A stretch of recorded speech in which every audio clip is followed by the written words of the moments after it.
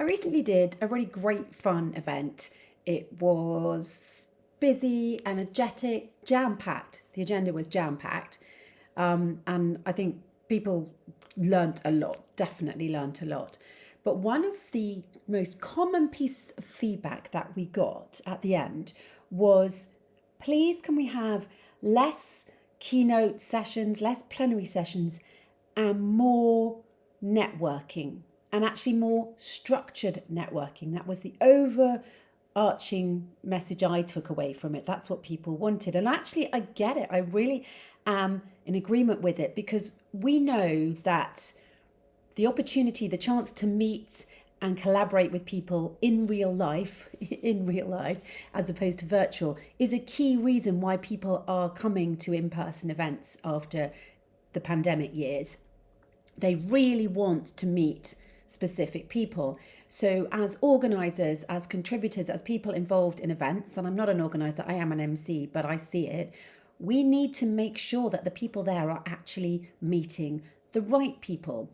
And if the agenda is just jam packed with content and speakers and lots of different sessions, that isn't always that easy, because it needs to be considered, this networking. It needs to be not just shoving drinks at people and hoping that in that crowded, busy room, they'll meet the right people that they need to meet. I mean, you've been at those receptions.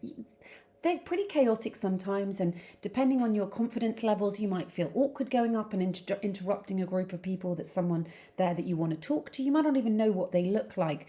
And so actually, if we make it more structured and we run sessions where it's easier for people, and as a facilitator, as a host, I do that quite a lot, and there's just very simple ways you can do it. You have everybody in a room, you divide them into groups, you ask people who are in certain industries to sit one side, and so on. And you can actually also look at the list of attendees, and people can have told you before who they'd like to meet, and you can make that happen. Just like if you were having, I don't know, a party at home and you wanted to sit certain people next to each other, a bit of thought beforehand and you can really make that happen.